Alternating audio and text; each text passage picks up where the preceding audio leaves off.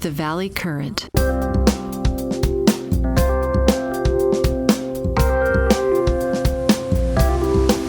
Imagine a state line, just an invisible border drawn across, mountains, valleys, and deserts. Right. Now, imagine that you can cross this specific state line in roughly 45 minutes on a private jet. It is a very short trip. Yeah, I mean, it's barely enough time to finish a complimentary espresso and, scan the morning headlines. Exactly. But on one side of that invisible line, your wealth is completely untouched. And on the other side, you are facing a massive, entirely unprecedented tax bill on your total worldwide net worth. It is the ultimate high-stakes geography problem. It really is. And we are not talking about some hypothetical thought experiment from an economics textbook here. This is the geographic and financial reality that is actively defining the future of the world's most lucrative tech fortunes right now. Welcome to the Deep Dive. Today, we are looking at California's Proposition 40, which is widely known as the 2026 Billionaire Tax Act, heading to the November 3rd, 2026 ballot. Yeah, and we'll look at how private jets, cell tower data, and geographic loopholes are basically creating the highest stakes game of hide and seek in American history. Our grounding source for this deep dive is a really comprehensive July 2026 briefing from Jack Russo and the Entrepreneur Law Group, or ELG. Right. It's titled, Is Wealth Tax Coming to California? And it goes way beyond the basic math.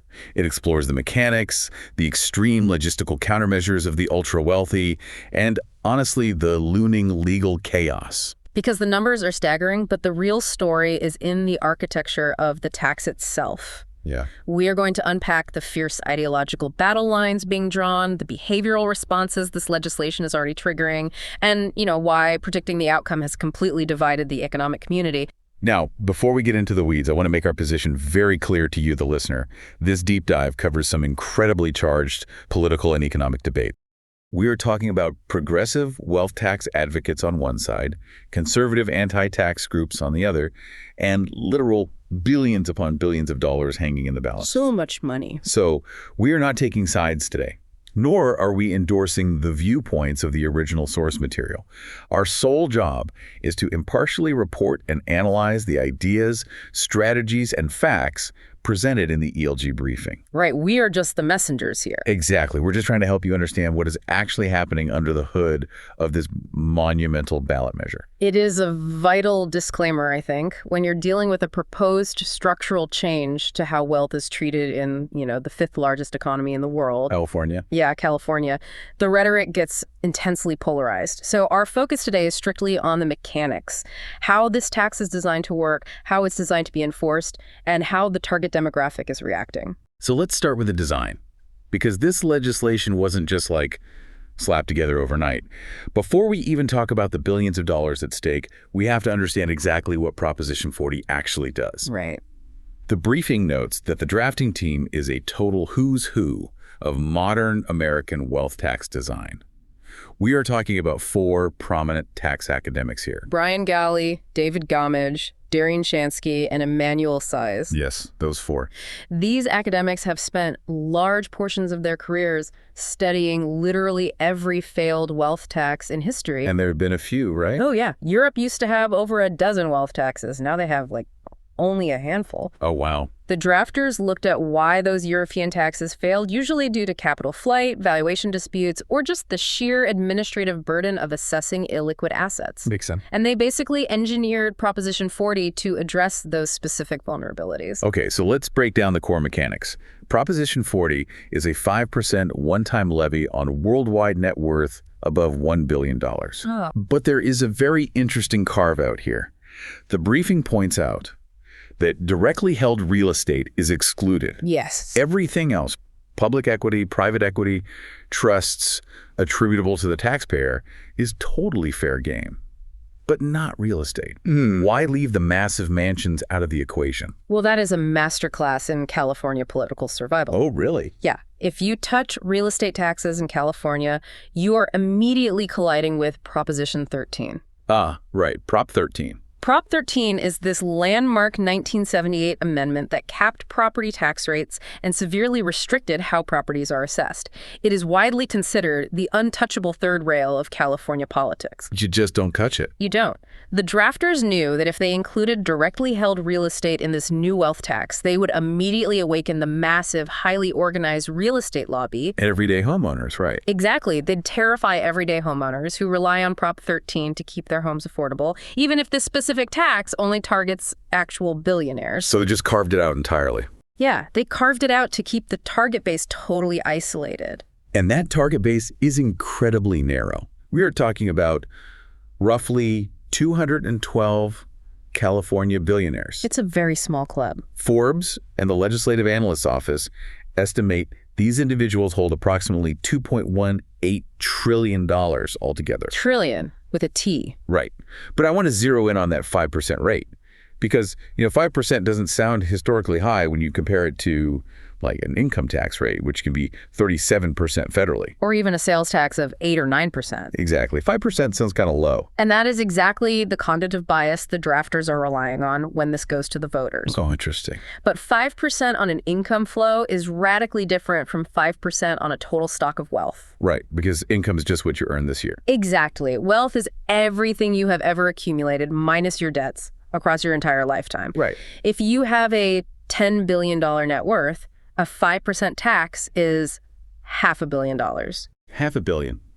Just gone. Right. It is a massive appropriation of the principal itself, not just a cut of the growth. Which brings up the classic argument against wealth taxes, right? The liquidity problem. Always. If I'm a tech founder worth $10 billion, I probably don't have $500 million sitting in a checking account. No, almost certainly not. My wealth is tied up in the stock of the company I built. If the state demands $500 million tomorrow, I have to flood the market with my shares to pay the bill. So how did the academics try to bulletproof the legislation against that specific objection? Well, they recognized that forcing a massive fire sale of assets would not only crash stock prices, but could literally force founders to lose voting control of their own companies. Which Silicon Valley would fight to the death over. Absolutely. So to solve the liquidity strain, Proposition 40 allows the tax to be paid in 5 annual 1% installments. Oh, I see. Now, there is a deferral charge, an interest rate for stretching it out, but it is a very calculated design choice. They're trying to soften the blow. Exactly. They are basically saying to the tech billionaires, look, we understand you cannot liquidate 5% of a massive publicly traded company overnight without causing total market chaos, so we will give you half a decade to spread out the sales. And the other political calculation here is where the money actually goes.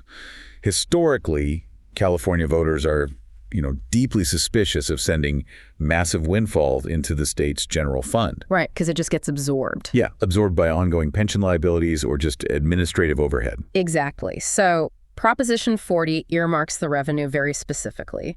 The briefing notes that 90% of the proceeds are strictly allocated to medical and healthcare initiatives. Okay, so 90% for health. Right. And the remaining 10% is dedicated to food assistance and education. They purposefully created this segregated reserve fund totally outside the general fund to build voter trust. That makes a lot of sense politically. They want the voter to step into the ballot box and think, I am taxing 212 billionaires to fund hospitals and schools. But the way they actually enforce that tax introduces, honestly, the most controversial element of this entire deep dive. Oh, for sure. The ELG source uses a really compelling analogy about a marina. I want to explore it because it perfectly illustrates the central conflict of enforcing any wealth tax. It's a great analogy. So imagine a harbor city that doesn't charge a docking fee, but it collects a tax on every fish caught and landed at its piers. Okay.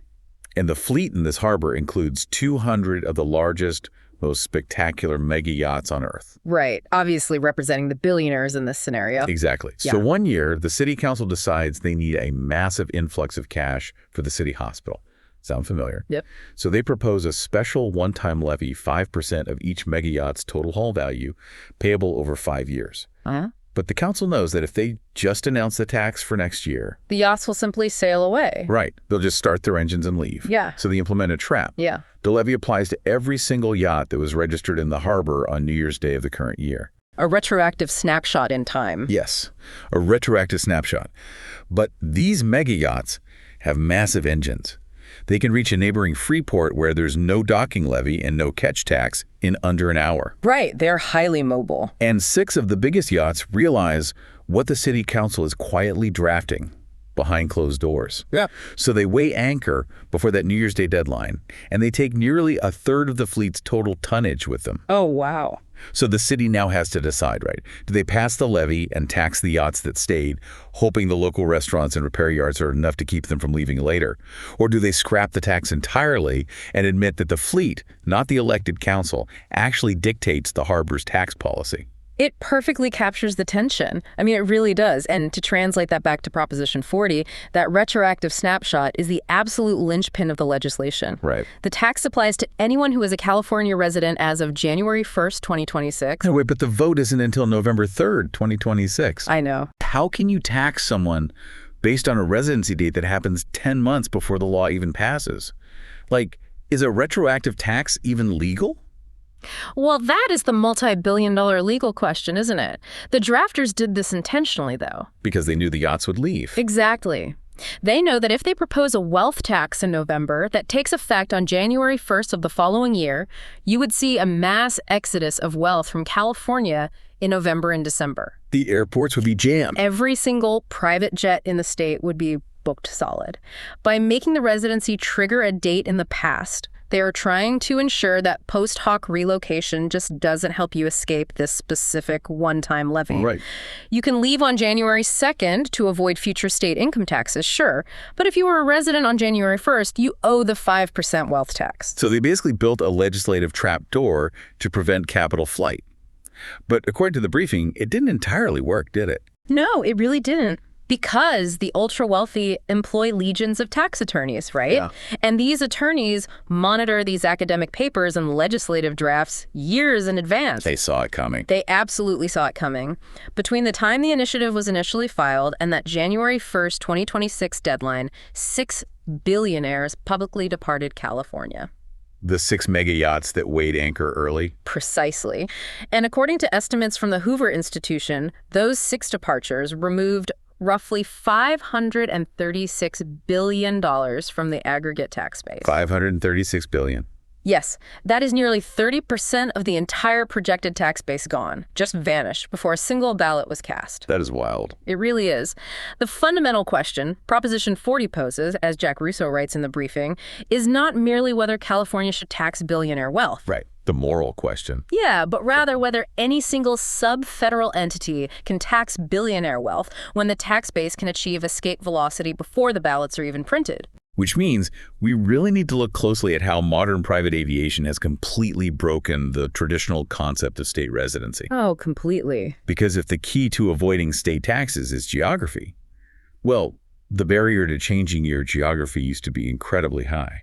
Historically, yes. The tax border between states was a massive physical and temporal barrier. Right. Moving meant actually uprooting your entire life. It meant selling a home, finding a new one, moving your family, pulling your kids out of school, enduring massive logistical disruption. It was a friction-heavy process. It's the friction. But for the ultra-wealthy today, that friction has completely evaporated. The flight times the briefing lays out are just staggering when you think about them in the context of tax avoidance. From San Jose or Palo Alto, which is the absolute heart of Silicon Valley, to Reno, Tahoe, specifically Incline Village in Nevada, is approximately 45 minutes by private jet. 45 minutes. Yeah. And from Van Nuys or Burbank down in Southern California to Las Vegas, it's 45 to 60 minutes. And, Nevada is a state with a 0% state income tax. Zero. They have no estate tax. They have spent decades building a massive, highly sophisticated trust industry specifically designed to shield wealth from taxation. So it's perfectly set up for this. Totally.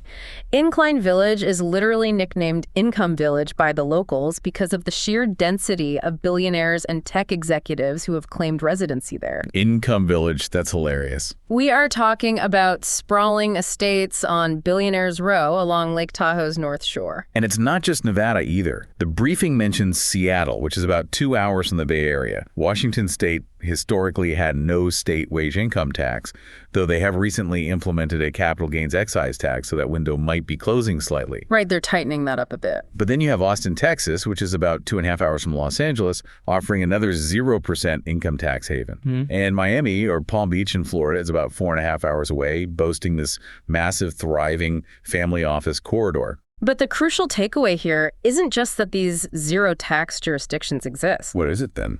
It is the reality of the fractional jet industry. Oh, right. Like NetJets. Exactly. We are talking about services like NetJets or FlexJet.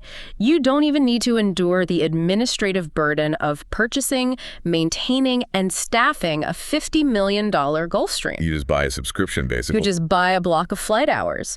This means the practical cost of multi-state living is nearly zero for this demographic. So the proximity argument essentially says that a Nevada domicile does not require abandoning a California life at all. Exactly. A billionaire can legally move to Incline Village, claim Nevada residency, but completely keep their board seat in Palo Alto. Right. They can keep the Malibu beach house, legally reclassifying it as a, non-primary vacation residence. I'll still go there all the time. Yeah. They can keep their courtside tickets to the Lakers or the Warriors. The commute by private jet from Tahoe to Silicon Valley is honestly shorter and infinitely more comfortable than the average worker's drive on the 405 freeway during rush hour. But the state of California isn't just watching those jets fly over the border and waving goodbye, right? No, definitely not. This introduces one of the most fascinating countermeasures in the entire briefing. The very luxury infrastructure that enables this great escape, the private jet, is exactly what the state uses to catch them. That is the countervailing reality that the glossy relocation brochures conveniently leave out. They don't mention the audits. No, they don't. California's tax collectors, the Franchise Tax Board, or FTB, are fully aware of the game being played. They are not sitting idly by while hundreds of billions of dollars migrate across the state line. So what are they doing? They are fighting back with aggressive surveillance and forensic auditing. When you look at the FTB's actual track record, they completed 520 residency audits of claimed out-of-state residents in 2023 alone. Yeah, that's a lot of audits for high-net-worth individuals. The briefing notes that is a 126% increase from just 4 years prior. They are systematically policing the border. Yeah. But, how do they actually prove where someone lives? If I own a house in Tahoe and a house in Malibu, how does the FTB prove I am lying about being a Nevada resident? Well, it is a brutal process, and the burden of proof falls entirely on the taxpayer. Wait, really? Guilty until proven innocent? In a tax audit context, yes, you have to definitively prove to the state that you left. The FTB uses what is called the closest connections test. Closest connections? Yeah. You can't just buy a mansion in Incline Village, register your car in Nevada, get a Nevada driver's license, and consider the job done. That's just paperwork. Exactly. The FTB wants to know where your true life is anchored. So they look past the paperwork. Oh, way past the paperwork. They look at the emotional and logistical centers of your life. Like what? Like, where does your spouse spend most of their time? Where do your minor children actually go to school?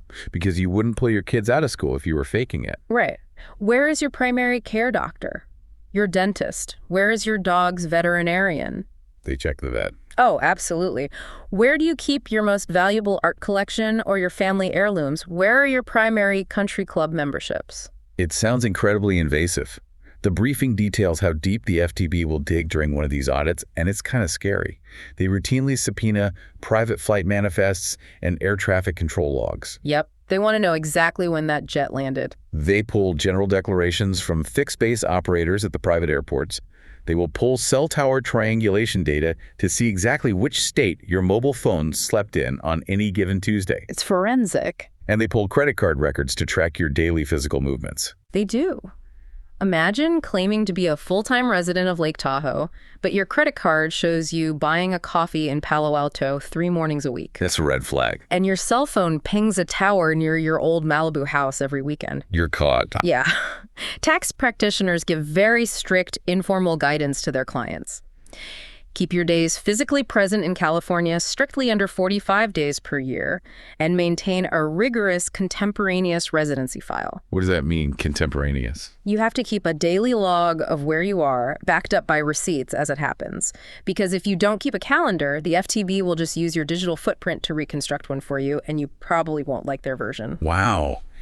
As the briefing clearly states, a billionaire who moves to Tahoe but commutes to Silicon Valley 4 days a week hasn't successfully moved their tax domicile at all. No, they haven't. They have simply volunteered for a grueling, incredibly expensive, multi-year FTB audit.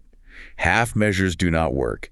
You have to genuinely uproot your core connections. And this intense friction, this tug of war between the hypermobility of the billionaires and the forensic surveillance of the FTB is exactly why predicting the financial outcome of Proposition 40 is so incredibly difficult. Which leads us right into the numbers war. Because with the wealthiest taxpayers doing the math on fractional jets and the state auditors pulling cell tower records, predicting how much revenue this tax will actually generate has become an absolute battleground. The discrepancy between the various economic projections isn't just, a minor rounding error. It is staggering. It's massive. We are talking about highly credentialed, brilliant economists looking at the exact same text of Proposition 40 and predicting wildly divergent futures for the state of California. Let's lay out the dueling estimates from the source material. First, we have the proponents' experts, the academic team who drafted the measure, Galley, Gemoj, Saez, and Shansky. Right. They project that Proposition 40 will raise roughly $100 billion over its 5-year implementation window, from 2027 to 2031. $100 billion. They acknowledge there will be some avoidance, assuming about a 10% haircut. But they argue that because the January 1st snapshot is already passed, further capital flight won't affect the base for this specific one-time levy. Okay, but then you have the Nonpartisan Legislative Analyst's Office, the LAO. They take a much more cautious approach. What do they say? They completely decline to endorse that $100 billion figure, estimating instead that the revenue will only be in the, quote, tens of billions. That's a big drop. Yeah, and they warn that the revenue is inherently temporary because it's a one-time levy.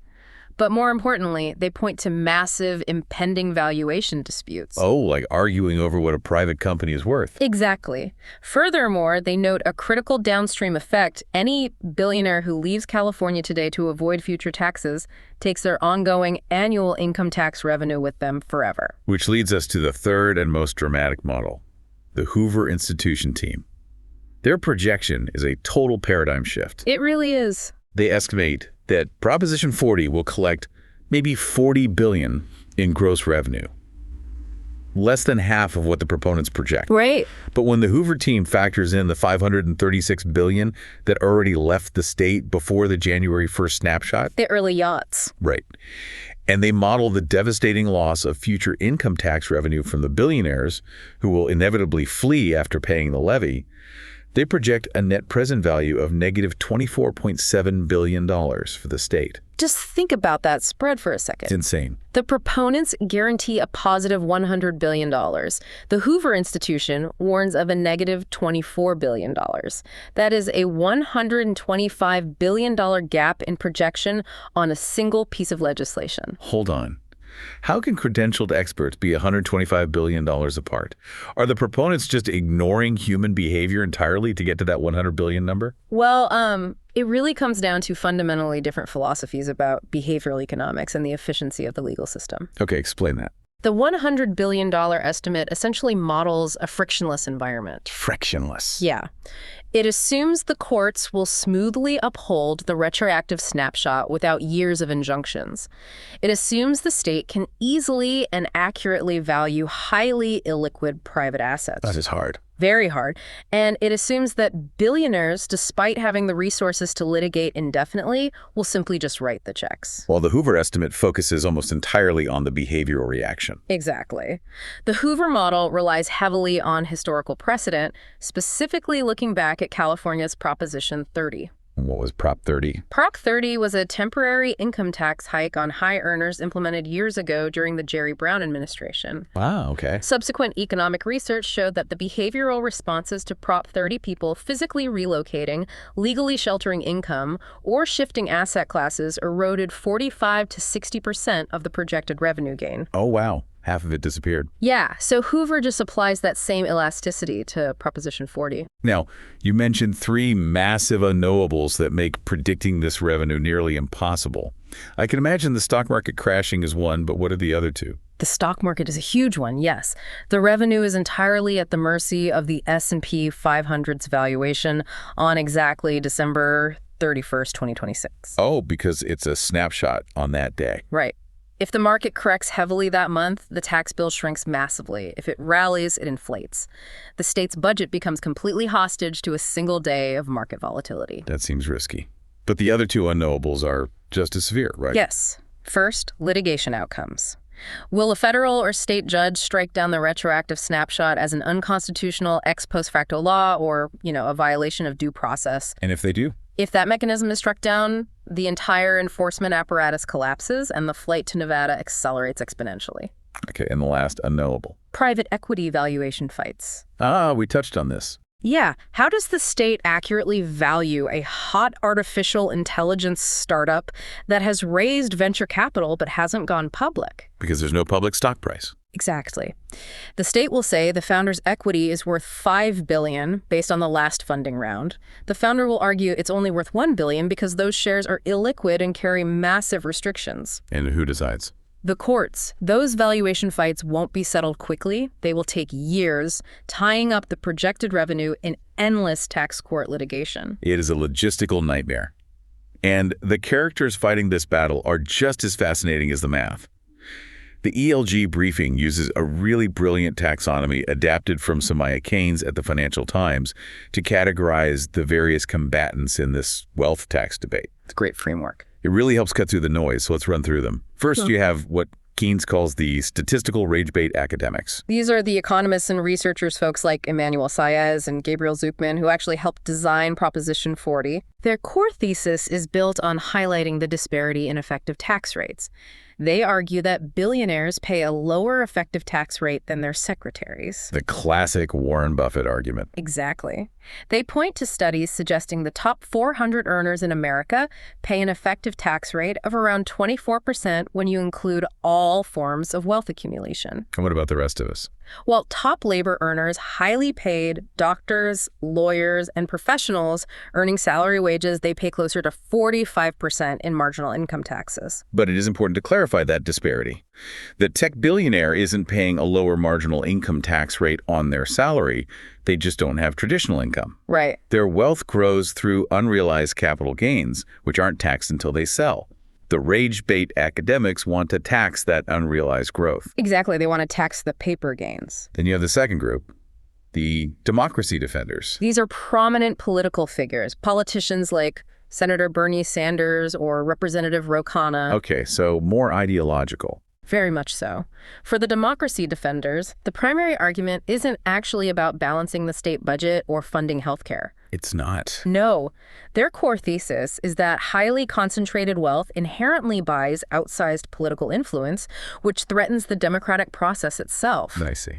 To protect self-government, they argue, you have to actively tax extreme wealth simply to break up that concentration of power. And they point to the campaign spending around Proposition 40 as ultimate proof of their theory, right? They certainly do. The opposition to Prop 40 has already raised over $118 million, including a reported $45 million single donation from Google co-founder Sergey Brin. $45 million from one person. The democracy defenders look at that and say, see, one man can drop $45 million to kill a tax that affects him. This is exactly why the concentration of wealth is a threat to democracy. And the irony there is incredibly potent. The massive opposition spending meant to defeat the tax is simultaneously used by the proponents as the primary moral justification for why the tax is necessary in the first place. It's a perfect loop.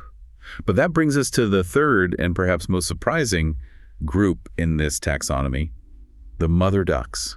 Governor Gavin Newsom surprisingly falls into the mother duck camp. He does, much to the frustration of the progressive wing of his party. Oh, they are not happy with him. The mother ducks are politicians and tech leaders trying to protect the innovation ecosystem the ducklings, if you will. Just startups. Right. They worry about the unintended consequences of crushing paper billionaires and startup founders. They recognize that California's entire economic engine relies heavily on the venture capital ecosystem. Yeah, without VC, Silicon Valley isn't Silicon Valley. Their argument is super pragmatic. If you make it too punitively expensive to successfully build a massive company in California, the next Google, Apple, or OpenAI won't be founded in a garage in Palo Alto. It'll be founded in Austin or Miami. And finally, you have the practical pessimists. This camp includes the Legislative Analyst's Office, various centrist think tanks, and frankly, reading through the ELG briefing, Jack Russo and his team seem to lean heavily into this perspective. Just looking at the mechanics. Right. They aren't necessarily arguing the morality of the tax. They are looking at the stark reality of the implementation. The practical pessimists simply point at the scoreboard. 30% of the projected tax base already boarded their private jets and established residency in Nevada or Florida before the vote even happened. They're already gone. Their core argument is entirely mechanical. You can debate the morality all you want, but they will leave, the tax base will evaporate, and you will collect a fraction of the projection while severely damaging the state's long-term tax revenues. It reveals a profound philosophical divide. The experts have their models, the politicians have their talking points, and the lawyers have their trapdoors. But ultimately, this is a California ballot measure. Right. It will be decided by millions of everyday voters. And the public discourse around this proposition reveals a really deep, visceral tension about what wealth actually is, how it is created in modern society, and who ultimately has a legitimate claim to it. The ELG briefing includes a fascinating analysis of reader comments from the Financial Times coverage of the wealth tax debate. It acts as a perfect barometer for understanding the emotional register of the electorate. What are the voters saying? Well, one of the most prominent themes that emerges is basically an attitude of, don't threaten me with a good time. Right. When the practical pessimists go on television and warn that if Prop 40 passes, the billionaires will flee the state, a significant and vocal portion of the electorate responds by saying, good, let them leave. Yeah, they literally cheer it on. The logic they use is multifaceted. They think if the billionaires and their massive entourages leave, maybe the intense housing pressure in the Bay Area and Los Angeles eases up. Housing might get cheaper. Maybe their outsized political influence in local elections dilutes. And crucially, the voters assume that the companies themselves, the massive corporate campuses, the thousands of engineers, the rank-and-file payrolls will mostly stay behind anyway. It is a seductive populist argument for sure, but the briefing points out the fatal flaw in that bravado. The math doesn't support it. No, the state's fundamental budget reality completely clashes with this good riddance attitude. California utilizes a highly progressive income tax system. Very progressive. As a result, the top 1% of earners supply somewhere between 40 to 50% of the state's total personal income tax revenue in any given year. Half the state's income tax comes from the top 1%. Yes, half. The general fund, which pays for the schools, the roads, the emergency services, is dangerously reliant on a tiny fraction of hyper-wealthy residents realizing capital gains. So you need them to stay. The state simply cannot afford the bravado of letting them go. If you cheer as the billionaires move their tax domicile to Nevada, you are inadvertently cheering for massive structural cuts to state services down the line, because that income tax revenue vanishes with them. Another major theme in the public sentiment is the idea that the taxpayer built their fortunes. This is the argument that the state is an uncompensated silent partner in every massive tech fortune. Right, it's the infrastructure argument. The taxpayer funded the judicial system that enforces the complex contracts that make venture capital possible. The courts. Yeah, the taxpayer funded the security services that protect private property. The proponents point to DARPA, the defense research agency that literally created the foundational architecture of the internet. They point to NASA, which provides massive contracts to private space companies. Like SpaceX. Right. They argue you didn't build your multi-billion-dollar tech empire in a vacuum. You built it on top of a massive foundation of infrastructure and research paid for by the collective taxpayer, so the collective is naturally owed a massive dividend. It is worth noting the conflation there, though. What do you mean? Well, DARPA and NASA are federal entities funded by federal taxpayers across the country. But California voters often utilize that narrative to justify state-level taxation. Ah, right. It's a bit of a leap. Regardless, the core sentiment is that the wealth is fundamentally a shared societal creation, not purely the result of individual genius. And then we get to the pure arithmetic argument, which is often summarized by the equation R is greater than G. R is greater than G. Yeah, this is a concept popularized by the French economist Thomas Piketty, and it forms the intellectual bedrock for many wealth tax advocates. I want you to break down this math for the listener because it explained why proponents are so absolutely desperate to pass this tax. The math is actually quite straightforward, but its implications are profound. Let's hear it. So the R stands for the rate of return on capital. Think of stock market growth, real estate appreciation, or private equity returns. Historically, wealth tends to compound at roughly 5 to 7% a year. Okay, that's there. Right. The G stands for economic growth, the growth of the overall economy and standard wages, which historically hovers around 2% a year. So R, the return on wealth, is consistently greater than G, the growth of wages. Exactly. Let's use a concrete example. Imagine a tech founder with a $1 billion fortune. If that wealth sits in a diversified portfolio growing passively at 7%, it generates $70 million in new wealth in a single year. $70 million without doing anything. Passively, yeah. Meanwhile, the overall economy and the wages of the average worker only grow at 2%, which is barely keeping pace with inflation. If you extrapolate that over a decade, the billionaire's fortune has nearly doubled entirely passively, while the median worker's purchasing power has remained totally stagnant. It is mechanically self-reinforcing. It is. Piketty's argument, which was adopted by the Prop 40 drafters, is that if R is always greater than G, the concentration of wealth will expand exponentially forever. The gap will never close. It will never close on its own. Therefore, if you don't actively tax the principal, the stock of wealth itself, you will eventually end up in an oligarchy.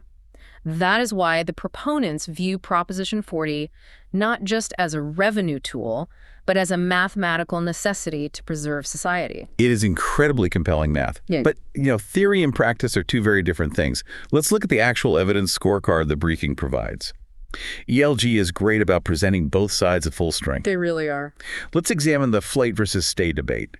When governments actually implement wealth taxes, do rich people actually pack up and leave? Well, the historical evidence is mixed, which conveniently allows both sides to claim absolute victory in their political messaging. Of course it does. The advocates of Proposition 40 point enthusiastically to Massachusetts. Massachusetts recently implemented a millionaire surtax, an additional 4% tax on annual income over $1 million. And what happened? Opponents predicted a mass exodus of wealth to Florida or New Hampshire. But the data showed that despite the tax hike, the state's millionaire population actually grew by 38%, and the state collected significantly more revenue than initially projected. Wow, so they stayed. Yeah, the proponents use this to argue that the wealthy value the culture, education, and ecosystem of their home state way more than they hate paying taxes. But the opponents have their own powerful case study, right? They point to Norway. Yes, Norway is the big counterexample. Norway slightly hiked its wealth tax rate in 2022. It wasn't even a massive increase, but it triggered a highly publicized exodus. Where did they go? Dozens, perhaps hundreds, of Norway's wealthiest residents abruptly relocated their domiciles to Switzerland. The capital flight was so severe that some estimates suggested the lost income tax from those who left actually outweighed the new revenue generated by the wealth tax hike. So they actually lost money. Exactly. And of course, in the context of Proposition 40, the opponents don't even need to look to Europe. They just point to the 6 California billionaires who already took $536 billion to Nevada and Florida before the vote. You mentioned Switzerland, which brings up the most fascinating comparative model. Proponents of wealth taxes love to point to Switzerland as undeniable existence, proof that wealth taxes don't destroy economies. Right, they point to it all the time. Swiss cantons have successfully run wealth taxes for over a century, operating alongside a booming, highly innovative economy and a massive concentration of global billionaires.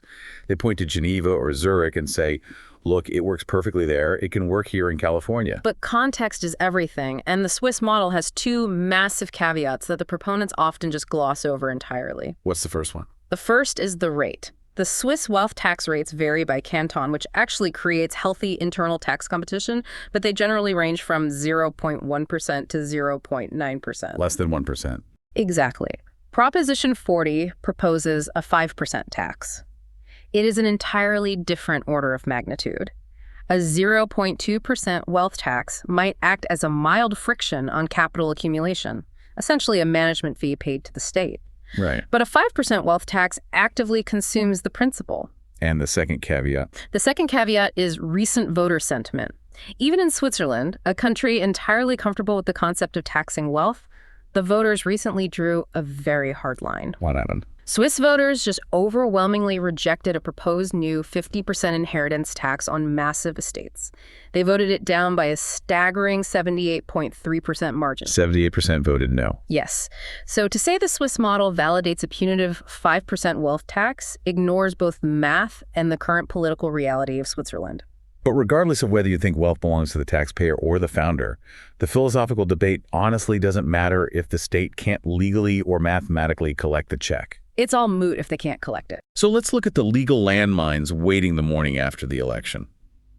Because whether Proposition 40 passes or fails, the landscape of wealth in America is about to shift dramatically. The briefing calls these the sleeper issues and cascading consequences. Let's start with what happens if it passes. What are the specific traps waiting in the fine print? The first major trap is the Proposition 42 collision, and it guarantees constitutional chaos. Prop 42. Yeah, Proposition 40, the wealth tax, has a companion measure on the exact same ballot, Proposition 42. However, Prop 42 was heavily backed by anti-tax groups and is explicitly designed to amend the state constitution to bar any form of retroactive taxation. Wait, let me make sure I understand this. Prop 40 entirely relies on a retroactive snapshot, that January 1st, 2026 date to trap the billionaires and prevent capital flight. Right. And Prop 42 is designed to explicitly ban retroactive taxation. Precisely. The anti-tax coalition qualified Prop 42 largely to gut Prop 40's most crucial enforcement mechanism. But they're on the same ballot. What happens if the voters, who might just be skimming the ballot summaries, vote yes on both of them? Total, unmitigated legal chaos.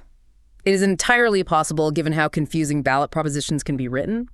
If voters pass both a law utilizing retroactive taxation and a constitutional amendment banning retroactive taxation on the same day, That's a mess. it will tie up the California Supreme Court for years trying to untangle which mandate supersedes the other. Meanwhile, the tax cannot be confidently collected, and the billionaires will continue to leave. That is wild. And then there's the voting control trap. This one seems surgically targeted at the governance structure of Silicon Valley tech founders. It is. In the drafting of Proposition 40, the academics tied the concept of deemed ownership to voting rights, not just economic interests. I need you to break down exactly how that works, because dual-class share structures are foundational to how tech companies operate. Let's use a hypothetical Silicon Valley garage founder. She starts a tech company that eventually goes public.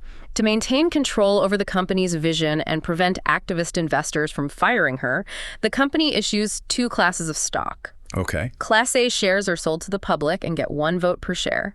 Class B shares are held exclusively by the founder and get 10 votes per share. A classic Mark Zuckerberg or Larry Page model. Exactly.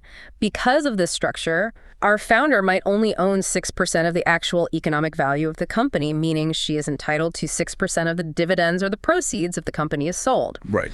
But because of her Class B shares, she holds 51% of the total voting power. She controls the boardroom. So how does Proposition 40 treat her? Under the text of Prop 40, the state could potentially assess her wealth tax based on that 51% voting control rather than her 6% economic ownership. That is absurd. She would be taxed on billions of dollars of perceived wealth that she doesn't actually own economically. How could she even sell those non-economic shares to pay the tax? She couldn't. It threatens to completely dismantle the dual-class governance model that Silicon Valley has relied on for 2 decades to protect founder-led innovation. Wow. But the biggest trap, the mathematical reality that truly alters the impact of this entire proposition, is what the briefing calls the liquidity stack. I need you to break down this liquidity stack in agonizing detail, because the math here is honestly the surprising thing in the entire source text. It shocks a lot of people. The average voter here is 5% wealth tax and thinks, okay, the billionaire writes a check for 5% of their net worth and they keep 95%. They are still incredibly rich. Right. That's what you'd think. But a 5% wealth tax is actually closer to a 37% tax event because of the friction of trying to pay it. Walk me through the math step by step. Okay, let's assume you are a tech billionaire and your first annual installment of the Proposition 40 wealth tax is $50 million. $50 million, got it. All your wealth is tied up in your company's highly appreciated stock. You don't have $50 million in cash. To get the $50 million to hand to the state of California, you are forced to sell shares on the open market. Right. You sell $50 million worth of stock. No, you can't just sell $50 million because selling those shares triggers a massive immediate capital gains event. The moment you execute that sale, you immediately owe the federal government 20% in long-term capital gains tax. Okay, so that takes a huge bite. Oh, wait, there is more. You also immediately owe 3.8% for the net investment income tax, or NIIT. The NIT. Yes, this was a surcharge introduced during the Obama administration to help fund Medicare, and it applies to investment income for high earners. So we're up to 23.8%. And finally, because you are still a resident of California paying this tax, you owe the top-tier California state income tax on that stock sale, which is 13.3%. Let me stack that up. A 20% federal capital gains tax. Yeah. A 3.8% NIIT surcharge. Sure.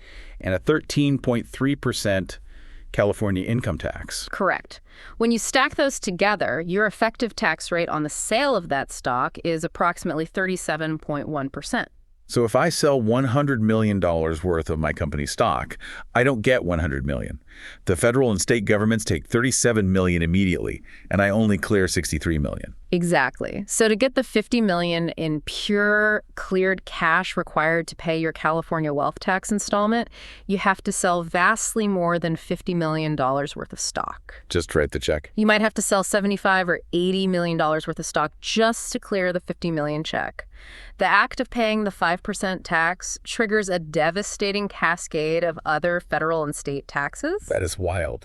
The financial friction is immense, and it drastically accelerates the dilution of the founders' ownership in their own company. Which means this forces the entire domicile planning industry to go completely mainstream. Yeah. It won't just be billionaires looking at escape routes.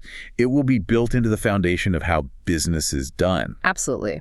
The immediate second-order consequence of Proposition 40 passing is that preemptive tax flight becomes standard operating procedure for any successful startup long before the founder even becomes a billionaire. Because the VCs will demand it. Exactly. Venture capital term sheets will start explicitly pricing in founder relocation contingencies.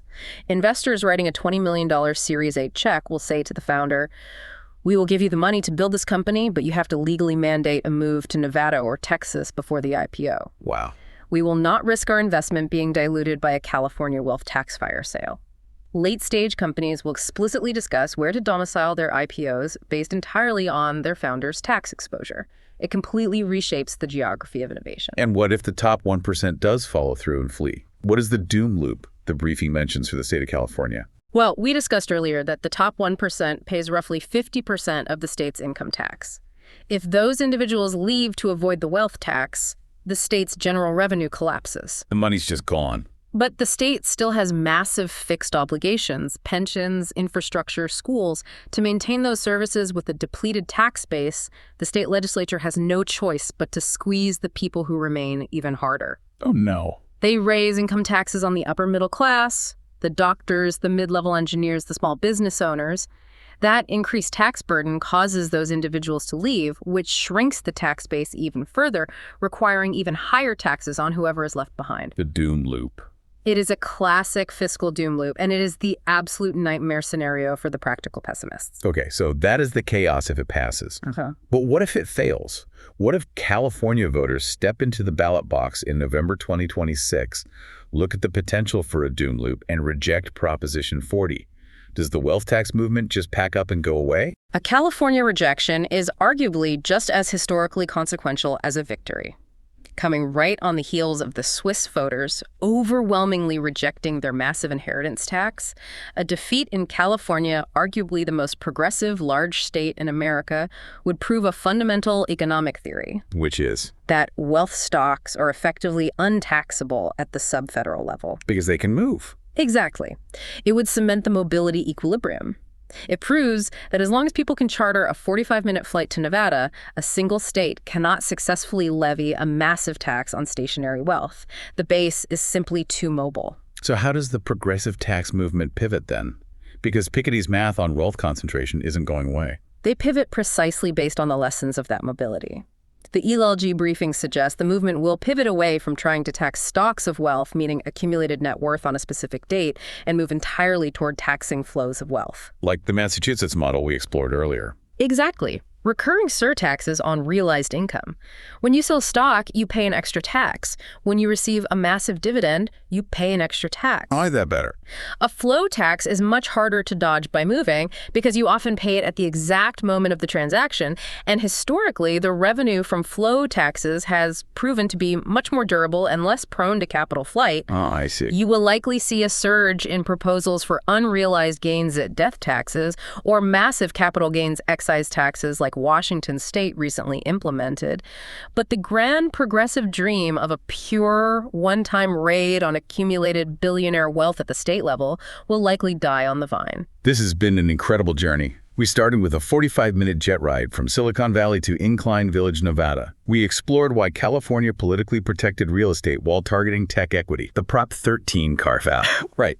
We waded through dueling $100 billion spreadsheets, understanding how behavioral economics and the ghost of Proposition 30 completely skew revenue projections.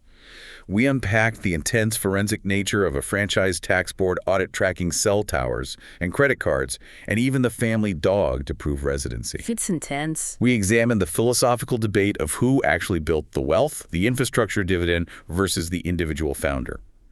And we looked at the sleeper traps waiting in the fine print, that terrifying liquidity stack that turns a 5% tax into a 37.1% capital liquidation event. It highlights just how fragile, complex, and highly reactive our geographic tax system is in an era of absolute hypermobility. When capital can move at the speed of a Gulfstream jet, state borders become essentially meaningless. And it leaves us with a final provocative thought to mull over. Straight from the sources are greater than geoarithmetic. Right, the Piketty math. Yeah. If fortunes mathematically compound at 5 to 7% a year, while the overall economy and median wages grow at 2%, the hyperconcentration of wealth isn't just a political talking point. It is a mathematical inevitability. It will happen. It's guaranteed by the math. But if private jets and zero-tax state lines prevent local governments from capturing it, and if democracies continually reject punitive wealth taxes at the ballot box like the Swiss did, and like California might, how does the global economic system eventually balance the equation? That is the ultimate question. Will it be through deliberate, globally coordinated institutional design in the future? Or, as the ELG briefing somewhat ominously suggests, will the inequality gap be resolved through the less orderly mechanisms history prefers? It is something profound to think about the next time you see a private jet crossing the sky, racing toward a zero-tax horizon. Led by Jack Russo, Computer Law Group LLP is a bespoke business litigation and founder-friendly boutique law firm with offices and licensed attorneys in Silicon Valley, New York, and Tampa Bay. And you can reach Jack at computerlaw.com and his team at www.computerlaw.com, where the newsletter we referred to is published in detail and readily available, commitment-free with no paywalls or other charges.